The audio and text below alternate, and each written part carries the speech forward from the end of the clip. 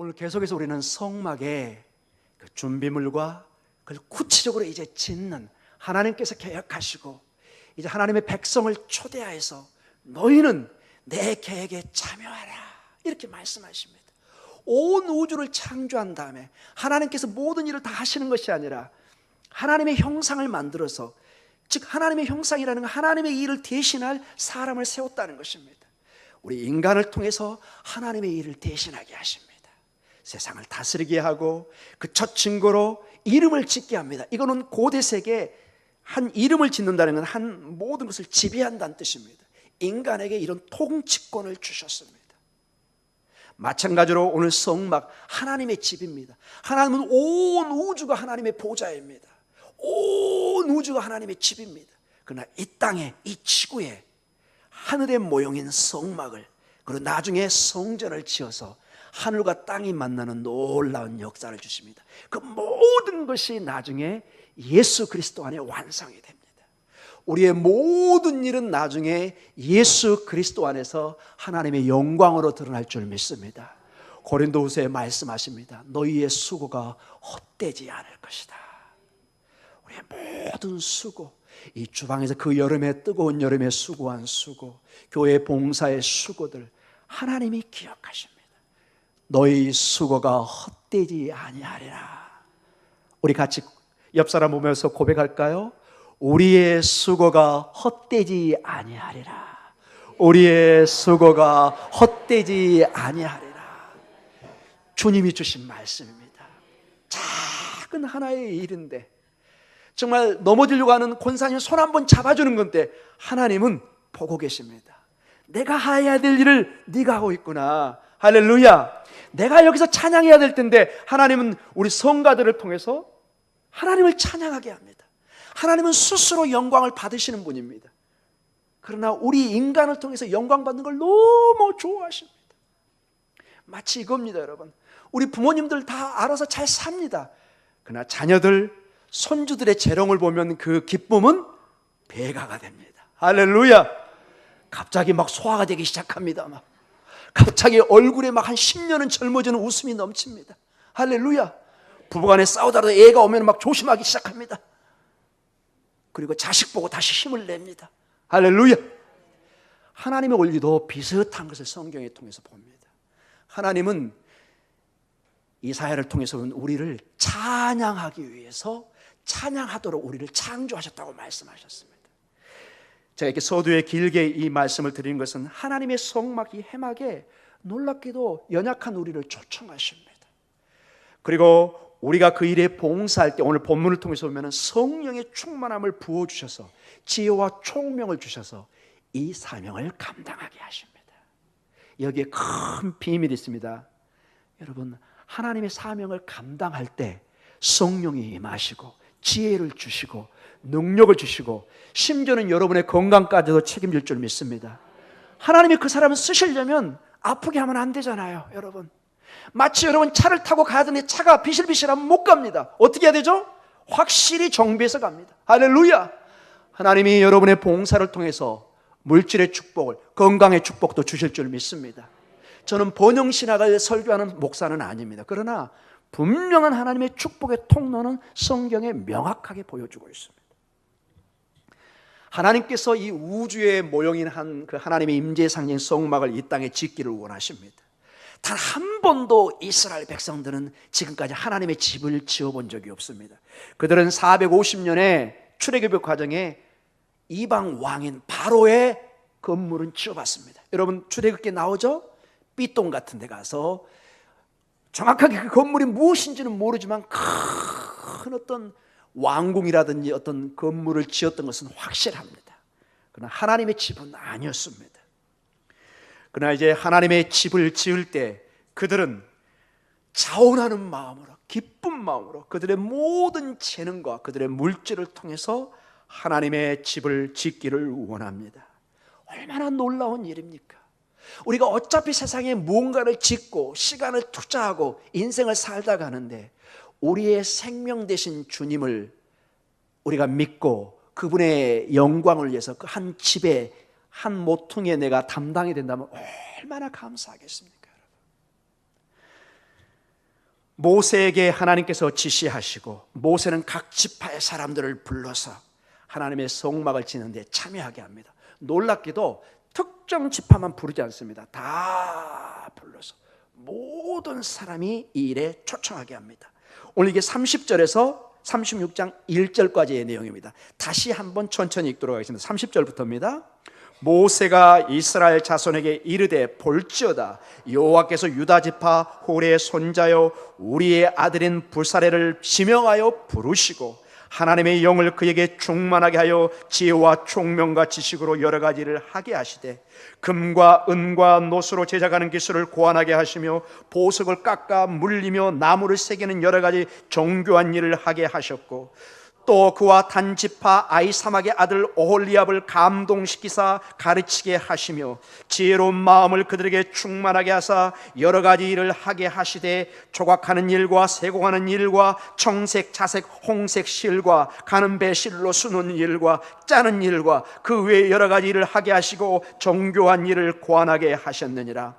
부사렐과 오홀리압과 및 마음이 지혜로운 사람 곧 여호와께서 지혜와 총명을 부으사 성소에 쓸 모든 일을 할 줄 알게 하신 자들을 모두 여호와께서 명령하신 대로 할 것이니라. 아멘. 자, 성막을 짓는데 모든 재능인 사람 모두를 불러서 다 각자의 재능에 따라서 각자 일을 맡기십니다. 근데 제가 이렇게 다시 전체를 읽은 게 중요한 한 점 때문에 그렇습니다. 하나님께서 이 일을 그냥 시키지 않고 하나님 편에서 성령의 충만함을 부어주십니다. 놀랍게도 성경에 처음으로, 나중에 성령 충만이 나오지만 이 성령 충만이라는 단어가 여기에 처음 등장합니다. 어디에요? 하나님의 성막을 짓는데 하나님께서 하늘로부터 성령의 임재, 창조의 영이신 그 영이 임하여서 하나님의 집을 짓게 하십니다. 자, 30절에서 35절까지 30절부터 다시 읽습니다. 그 점을 한번 눈여겨보시기 바랍니다. 30절입니다. 모세가 이스라엘 자손에게 이르되 볼지어다 여호와께서 유다 지파 홀의 손자여 우리의 아들인 불사레를 지명하여 부르시고, 자 31절부터입니다. 하나님의 영을 그에게 충만하게 하여 지혜와 총명과 지식으로 여러 가지 일을 하게 하시되, 자 성령의 충만을 통해서 이 일을 감당하게 합니다. 그리고 4절입니다. 같이 읽습니다. 또 그와 34절 읽습니다.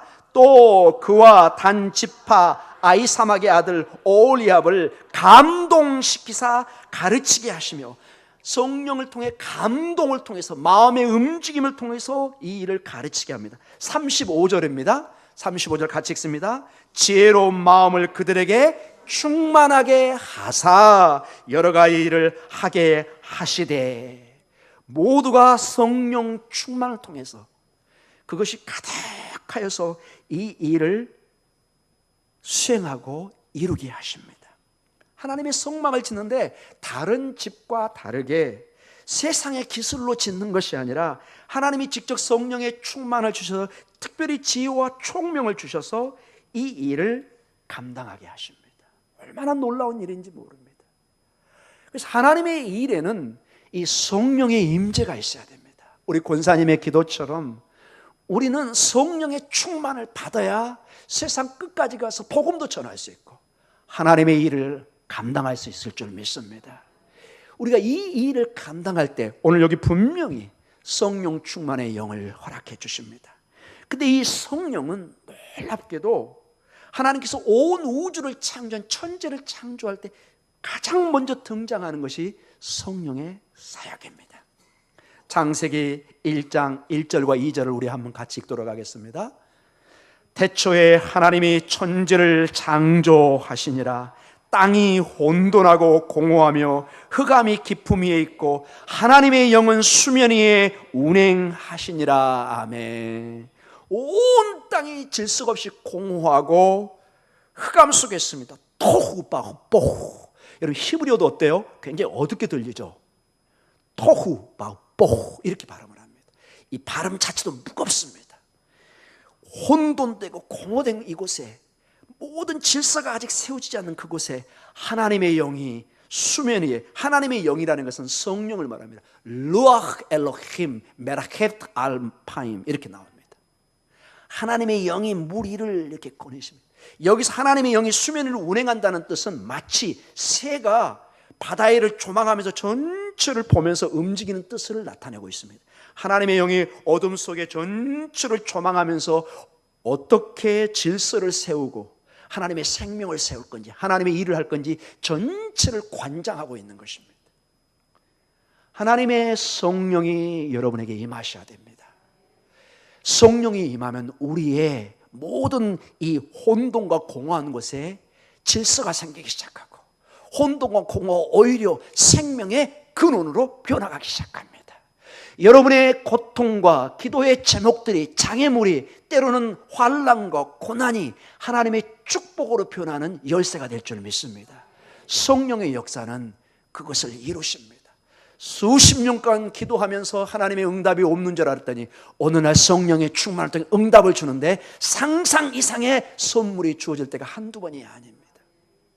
지금 이 자리에 앉아있는 여러분 기적인 줄 믿습니다. 어떤 한 분이 여러분 우리 교회에도 뭐 많이 병원에 왔다 갔다 하지만은 병원 갔다 오시면 한두 번의 고백이 아닙니다. 나는 이만큼 아파서 누워있는데 거기 오는 병실에 병동의 친구들이라고 그러죠. 봤더니 막 뭐 심각한 병으로 왔다 갔다 하는 거예요. 내 병은 아무것도 아니에요. 그때 어떤 분이 얘기합니다. 나는 그 자리에서 감사를 올렸다. 지금 감사할 수 없으면 우리는 영원히 감사할 수 없습니다. 우리의 건강, 우리의 가정 이렇게 예배 드릴 수 있는 거 하나님의 축복입니다. 여러분 모든 게 다 은혜입니다. 은혜입니다. 걸어서 이 성전에 올라오는 거 기적입니다. 여러분 기적입니다. 하나님의 이 놀라운 역사가 이제 태초에 좋은 우주 천지를 지으시고 오늘 성막에 임하셨던 것처럼 신약에 보면은 교회를 지어가는데 하나님께 성령의 은사를 주셔서 하나하나 각 사람에게 어쩌면 그렇게 다른 은사가 있는지를 모릅니다. 세상에 나하고 다른 사람이 너무 많은데 얼마나 감사한지 모릅니다. 에베소서 4장 11절과 12절에 우리에게는 성령을 통해서 은사가 주어집니다. 우리 같이 한번 읽어볼까요? 그가 어떤 사람은 사도로, 어떤 사람은 선지자로, 어떤 사람은 복음을 전하는 자로, 어떤 사람은 목사와 교사로 삼으셨으니 이는 성도를 온전하게 하여 봉사의 일을 하게 하며 그리스도의 몸을 세우려 하심이라. 아멘. 교회를 뭘로 부르죠? 그리스도의 몸.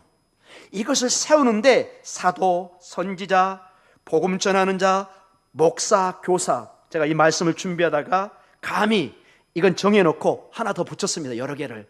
찬양대, 주방 봉사자, 또 청소하시는 분, 또 뭘 붙일까요? 등등등. 다 하나님의 은사입니다. 하나님의 은사입니다.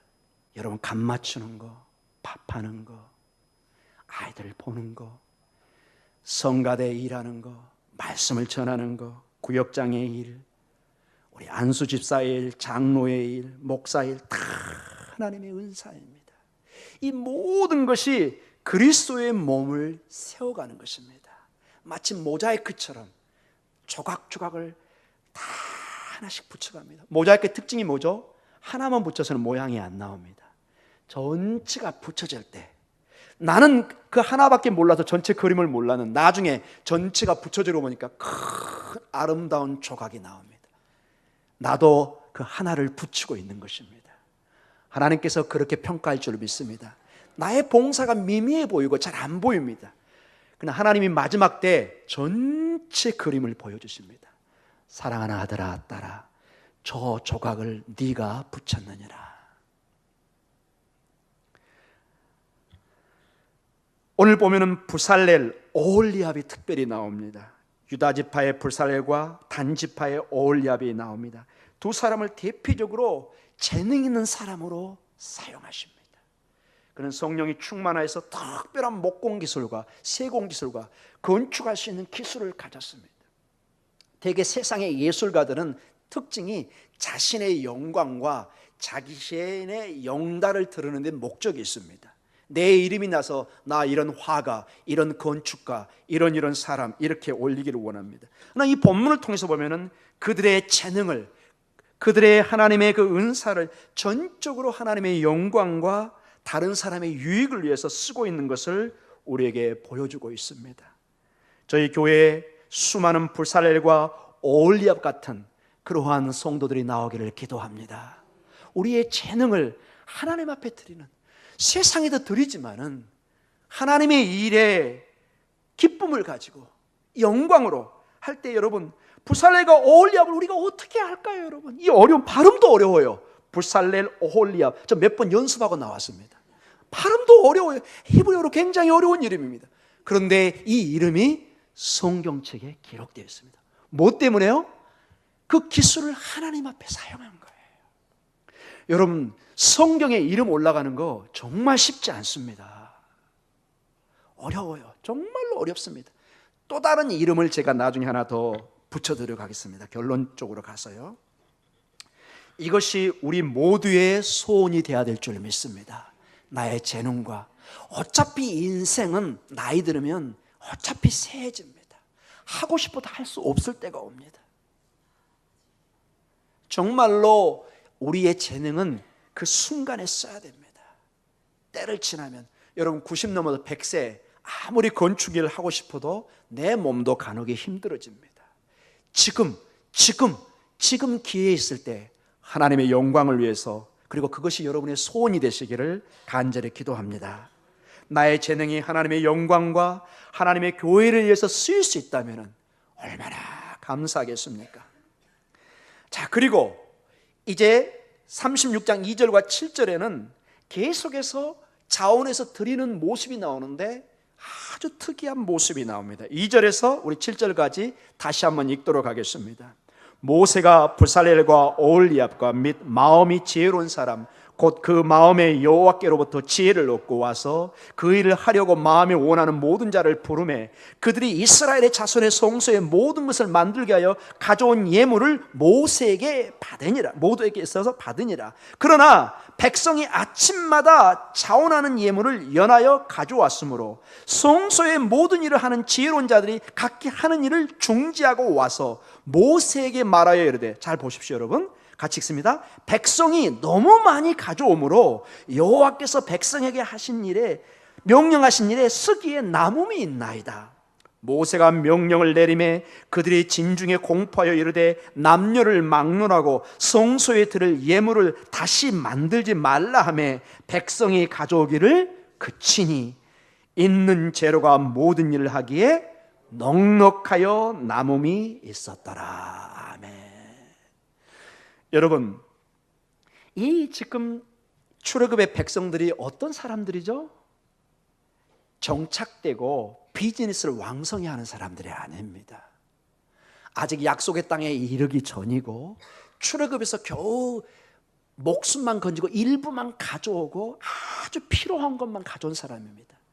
여러분, 있는 것도 내가 여유가 있을 때 나눠주지, 내 쓸 것도 없을 때 나눠주기 쉬울까요? 어려울까요? 여러분은 쉽는데 저는 어렵습니다. 저 어렵습니다. 저도 먹을 쌀이 없는 남에게 준다, 저 쉽지 않을 것 같습니다. 지금 이 사람들이 그렇게 넉넉하게 들을 형편이 아닙니다. 그런데 제발 그만 가져오세요, 이 정도 상태가 갑니다. 어찌 된 걸까요? 이들이 은혜를 받은 것입니다.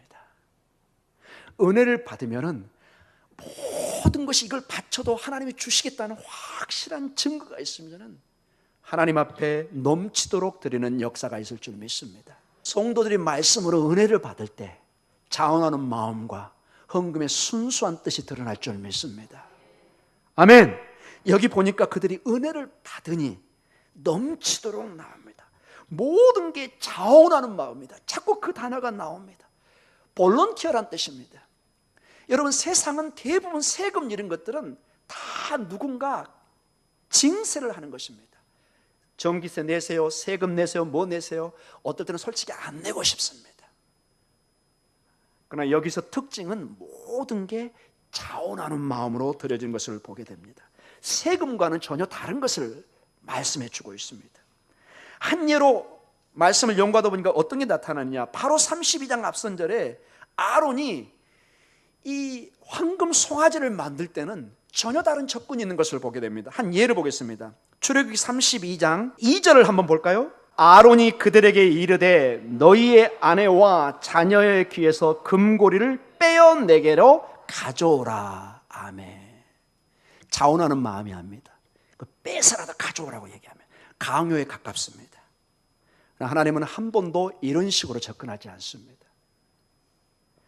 하나님의 방법은 자원하는 마음으로 있는 것 중에 가져오게 합니다. 강요가 아닙니다. 이스라엘 백성들이 하나님의 은혜로 성령으로 충만할 때 그들은 넘치게 가져옵니다.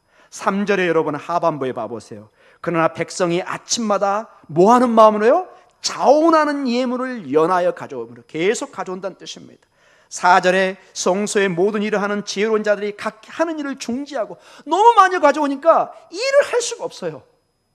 방해거리가 될 정도로 많이 가져옵니다. 그래서 5절에 모세에게 말해서 백성이 뭐하게 가져온다고요? 너무 많이 가져온다. 너무 많이 가져옵니다. 쓰기에 남음이 있다. 여기 건축하시는 분들이 계시지만은 대개 건축할 때 특징이 뭐죠? 재료가 부족하는 경우가 대반입니다. 재료가 넘치고 넘치는 그런 건축형은 저는 전문가는 아니지만 그런 말 잘 못 들어봤습니다. 항상 책임자들이 물건이 부족하다는 그런 얘기를 많이 들어봤습니다. 여기는 남습니다. 6절에 중간에 성소에 들을 예물을 다시 만들지 말라고 얘기합니다. 그제서야 7절에 재료가 모든 일을 하기에 넉넉하여 남음이 있었더라. 하나님의 일에 이러한 넉넉함이 있기를 간절히 기도합니다. 이제 결론적으로 말씀을 마치기를 원합니다. 저희들도 하나님의 은혜에 충만해져서 하나님 앞에 드리는 삶을 살아야 할 것입니다. 우리의 재능도 물질도 풍성히 나눌 때 하나님의 영광의 축복이 드러나는 것을 보게 됩니다. 이상하게 우리가 복음성도 있지만은 우리가 움켜쥐면은 하나님의 축복이 끝나고 이게 썩고 부패로 갑니다. 그리고 이 물질은 나의 우상으로 남기 시작하면 계속 나를 움츠러들게 합니다. 손을 펴지 못하게 합니다. 그러나 손을 펴기 시작하면은 하나님의 축복이 나가고 하나님은 더 채워주시는 역사가 일어나고 있습니다. 한 예를 들어보겠습니다. 마태복음 26장 6절과 7절에 놀라운 한 장면이 나옵니다. 같이 읽어볼까요? 예수께서 베다니 나병 환자 시몬의 집에 계실 때 한 여자가 매우 귀한 향유 한 옥합을 가지고 나와서 식사하는 예수의 머리에 부으니, 이 여자에 대해서는 여러 가지가 이게 마리아다 여러 가지 의견이 있지만 여하간 주님은 말씀하시는 다른 성경에 보면은 복음이 전해진 게 항상 이 여인이 전해질 것이다. 이 향유 이것은 주로 이 옥합 이건 나디 향인데 굉장히 비쌉니다. 지금 돈으로 하면 거의 7천에서 8천만 원 정도에 상당한 거의 1억에 상당한 가치를 가진 이 옥합이었습니다. 이건 한번 깨트리면 다시 닫을 수가 없습니다. 써야 됩니다. 근데 마지막 예수님에게 이걸 부으십니다. 제자들이 깜짝 놀라며 그거 팔아서 많이 구제할 수 있는데 어떻게 이걸 낭비하냐고 막 야단을 칩니다. 주님은 얘기합니다. 그러지 마라. 이 여인은 내 장사를 준비하는 것이다. 여러분 고대 세계는 사람이 죽으면 향을 바르게 돼서 냄새가 나기 때문에 미리 상징적으로 이 여인의 헌신을 높이는 것입니다. 여러분의 삶에도 하나님 앞에 이러한 시간과 때로는 물질과 재능 하나님 앞에 들어줘서 하나님의 생명책에 하나님의 놀라운 날에 칭찬받는 그러한 역사가 있기를 기도합니다. 고린도후서 9장 6절과 7절에 우리에게 가장 지혜로운 어떤 면에서 헌금의 자세, 하나님 앞에 헌신의 자세를 이렇게 보여줍니다. 우리 같이 한번 읽어볼까요? 이것이 곧 적게 심은 자는 적게 거두고 많이 심는 자는 많이 거둔다 하는 말이로다. 각각 그 마음에 정한 대로 할 것이요 인색함으로나 억지로 하지 말지니 하나님은 즐겨내는 자를 사랑하시느니라. 아멘. 사도 바울을 통해서 주님은 우리가 어떻게 헌금을 해야 될지 분명한 지시를 내려주십니다. 즐겨낸다, 즉 즐거움으로 감사함으로 하나님께 드리는 것입니다.